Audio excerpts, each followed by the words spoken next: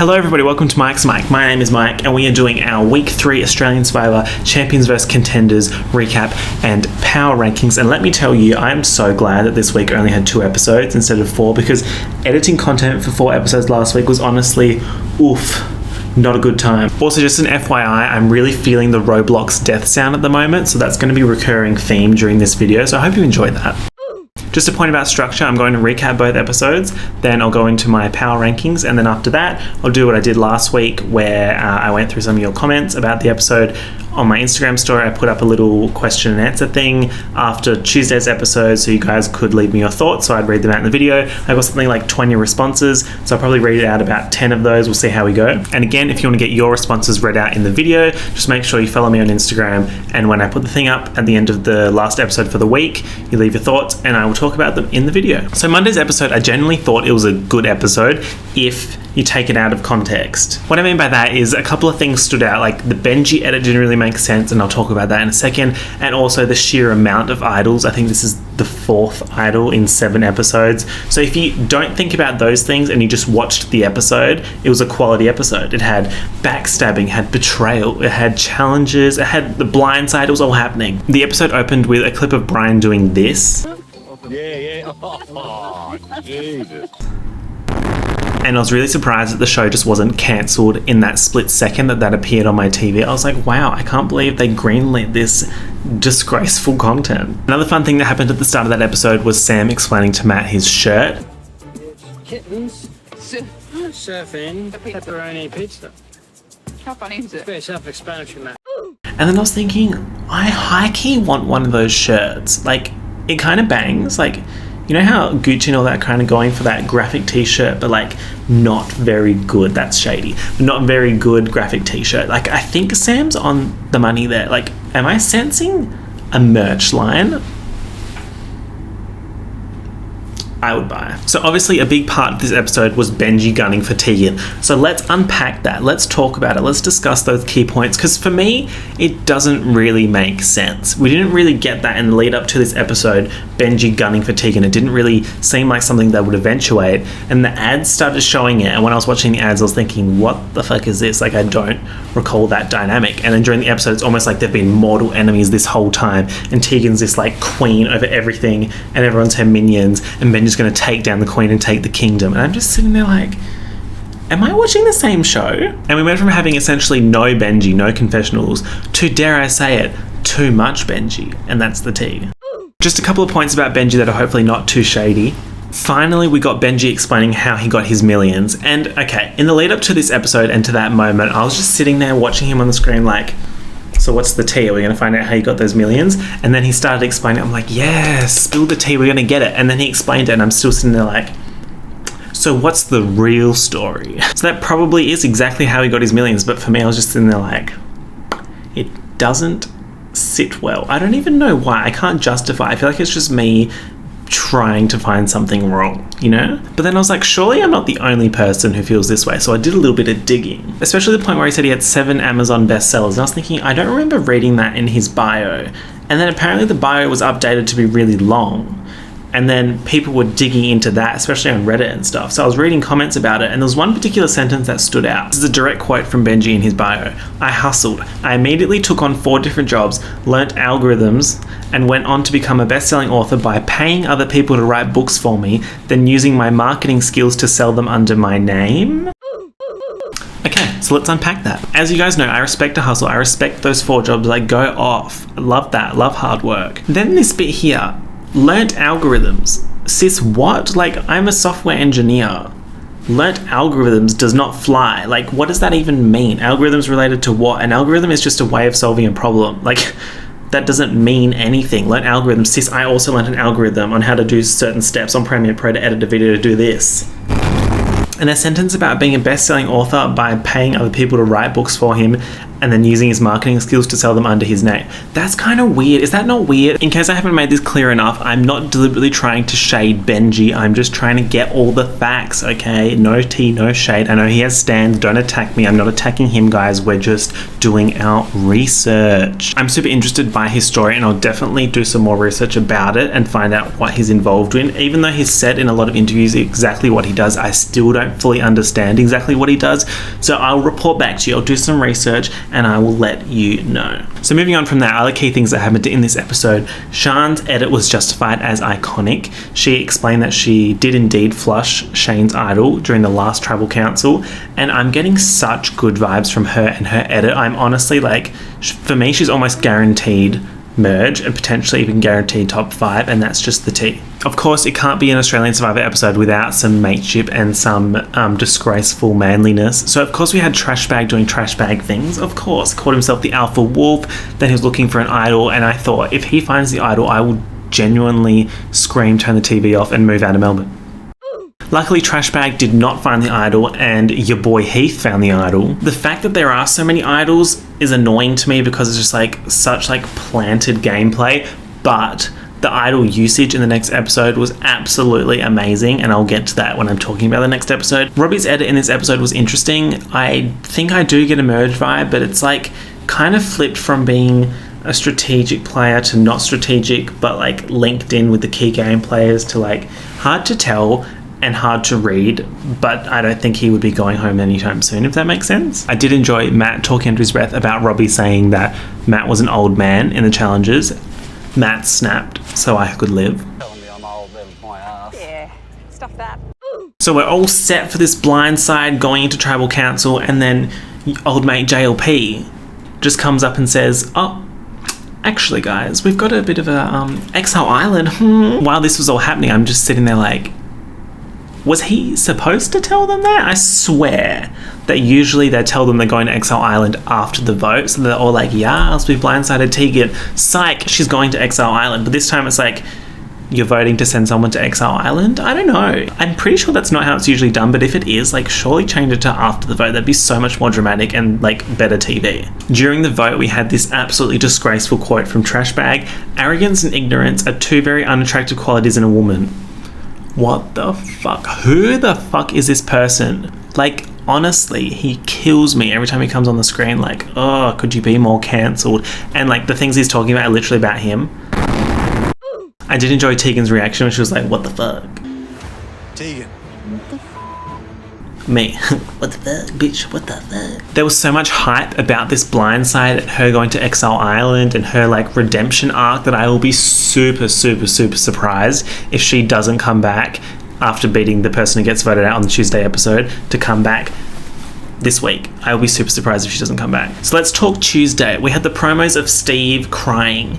And if you've watched any season of Survivor, the only time that people cry usually is when it's something family related, and the only time you get family related things if you win a challenge. So for me, when they go to the reward challenge and JLP's like, you could win gifts from home, and it's like, I wonder who will win. Obviously the champions, because Steve Dunn did cry it. I know a lot of people love the emotional stuff, but I'm just like, let's get to the gameplay, the tea, the shade, the backstabbing, let's get it going. But, you know, I think it's important to have those moments when you're like, oh, these people are human too. But I think it's a little bit of a tactic by your old mate Endemol Shine Channel 10 to get people hooked in on the champions as players with a backstory. So like, oh, I love Steve, so that Steve makes it to the merge and everyone's like, oh, I've got to watch because I have to see what happens to Steve. You know what I mean? So even based on that alone, I think that a lot of the champions are going to make it to the merge.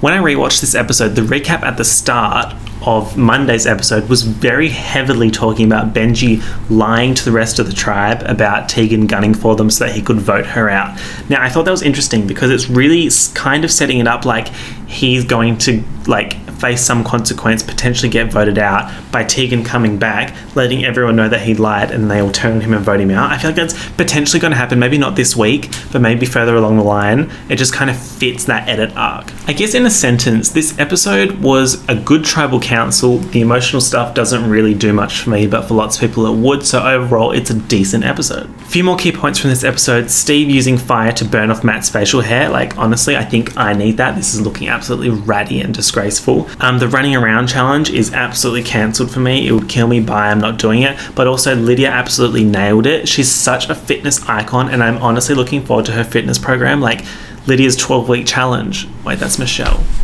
I don't know if this was me just not paying attention, but I wish in those like letters from home, blah, blah, blah, or gifts from home, there was something for Jackie about poker. Maybe there was and I wasn't paying attention, or maybe there wasn't, but I think there was, but it wasn't edited in. I don't know. I just really wish, like, imagine if there was like some poker chip or like cards. That was her gift or something, and everyone was like, sis, why do you have poker chips and cards if you're a Rubik's Cube, like, mogul? That's not even a Rubik's Cube mogul.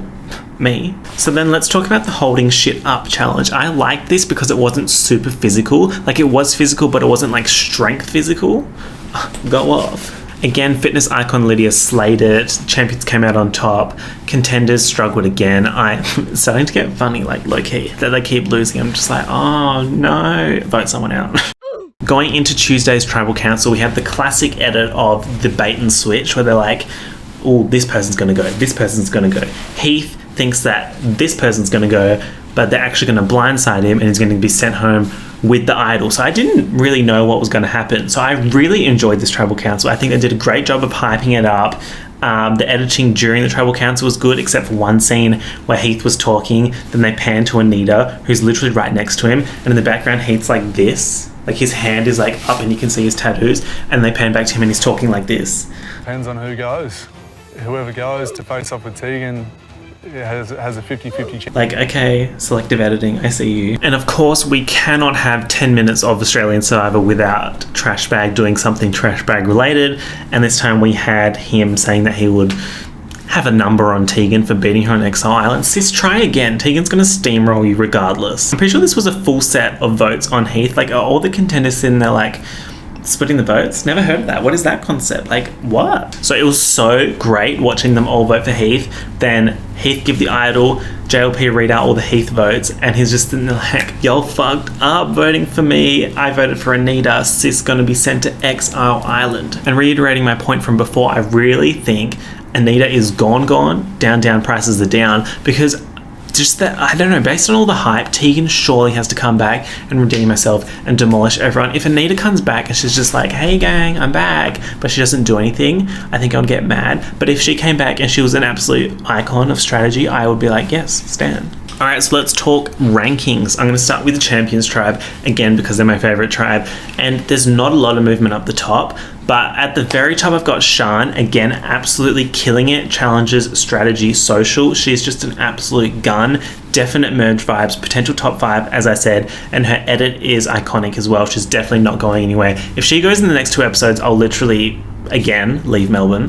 Why is that my, like, consequence? Why do I keep saying that the consequence is me leaving Melbourne? Number 2, I've got Matt. He's an absolute gun in challenges. He's definitely not going anywhere. If they're going to put heat on one of the guys, they're probably going to put it on Brian or Steve, like, not Matt. Matt's fine. Matt's in with Shan. I'm pretty sure Matt still has the idol, so he's definitely safe in terms of that, but he won't even have to use it, at least for the next 50 years. And by 50 years, I mean like the next few episodes. There's been a bit of a change up in this section of the rankings. Next, I've got Sam, Lydia, Monica, Steve. I think they were all in different arrangements before. Sam, I think, is a real threat to the rest of the tribe in terms of strategy. His social game is fantastic. In challenges, he's not as like strong as Matt or Steve, but he's still really solid. I really like Sam. I keep saying this every week, but I have absolutely no reason to not like Sam. So I really think he's going to go far, and I want him to go far. Next, we've got Lydia, #fitness icon. And if we're thinking about these really physical challenges, they're definitely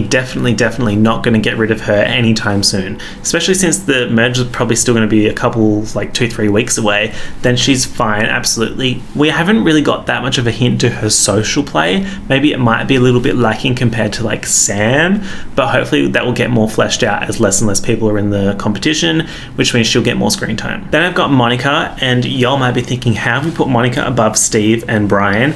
And it was deliberate, sis. I make no mistakes. Well, I do, but not in this instance. Remember last week when Benji didn't really have that much screen time and then suddenly he was making moves and getting all this screen time? I feel like there's a similar edit happening with Monica. She's not getting a whole lot of screen time, but when she does get confessionals, they're super positive.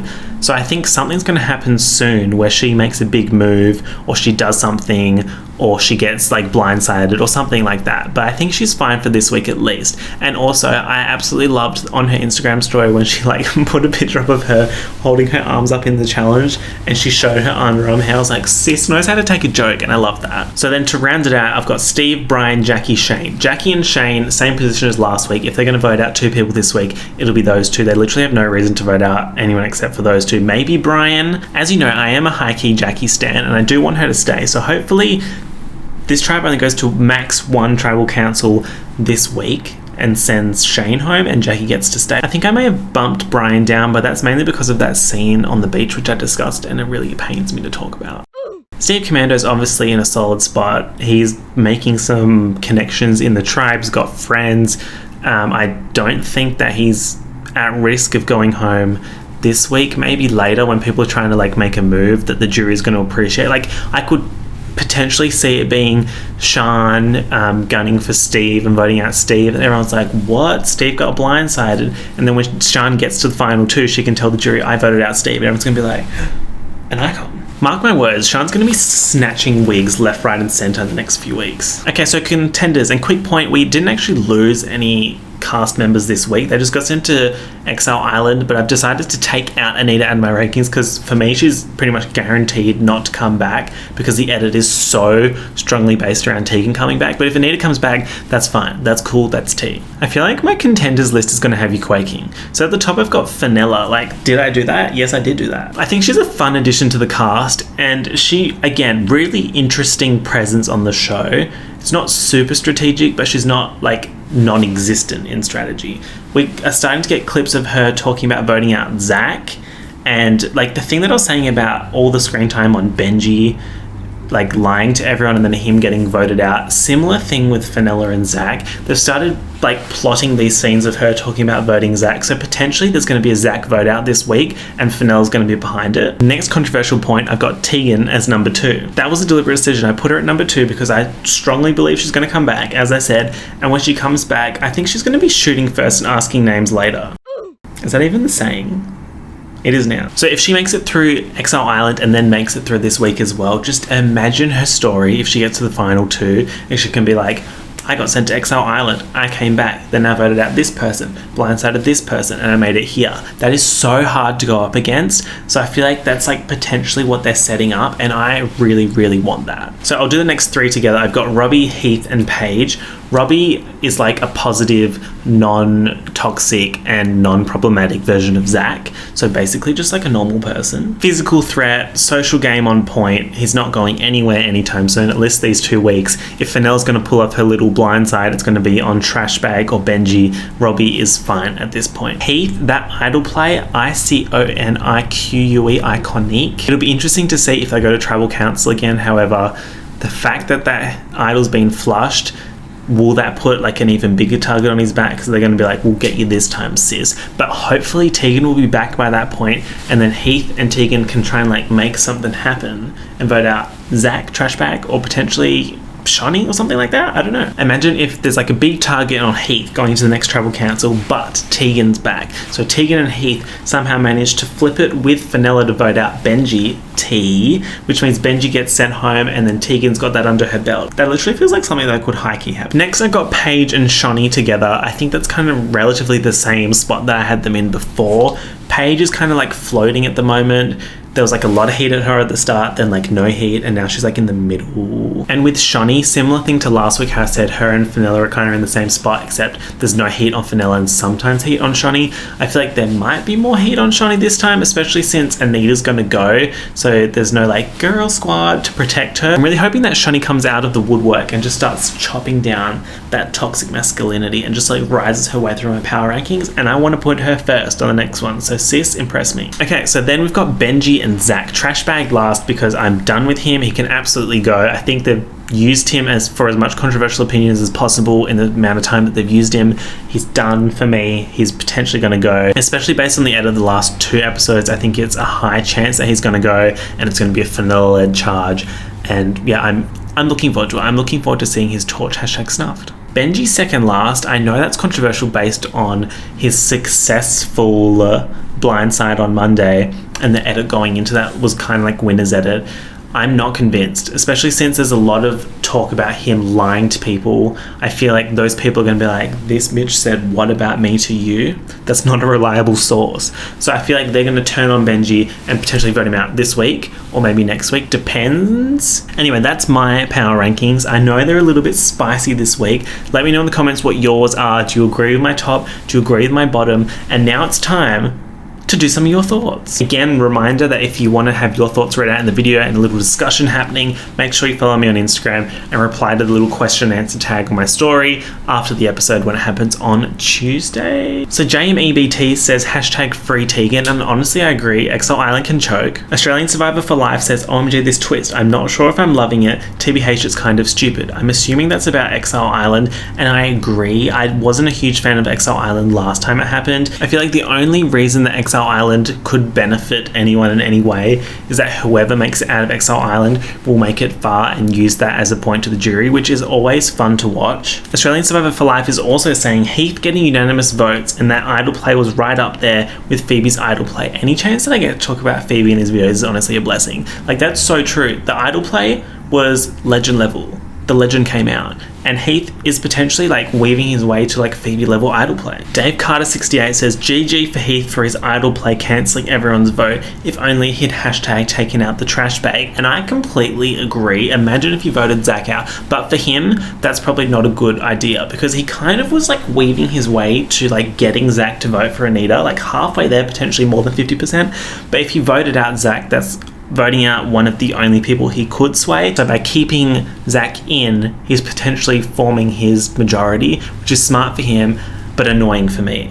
Zach is atrocious and I can't wait the trash bag to be taken out. So Nom Nom Nom 55, lol that name, says loved Heath tonight but feels like this Exile Beach is just trying to finally spice it up. I completely agree. It feels like the producers just like spicing shit in there, like idol 4 times, not joking, there've been 4 idols, and now they're like Exile Island and they'll be like merge, tribe swap. But I'm glad something's happening. It's better than nothing happening. At least they're trying to get some kind of spice into the show, and I'm here for it, honestly. As I said, I'm not a huge fan of Exile Island, but I do enjoy a good tribe swap, so potentially if that's on the cards, I won't be mad about it. Ben Ron 1 says, damn, Heath just destroyed Benji's big move. Also, praying that Exile Beach is a one-off thing.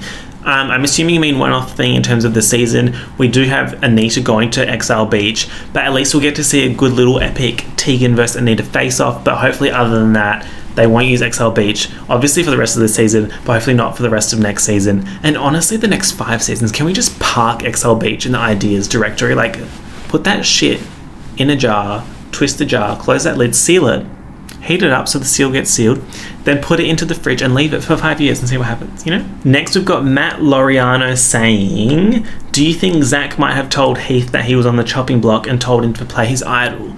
Potentially, because the edit for that episode was very much like Heath saying, I've got the numbers, it'll be fine, and then he plays the idol and looks really confident about playing it.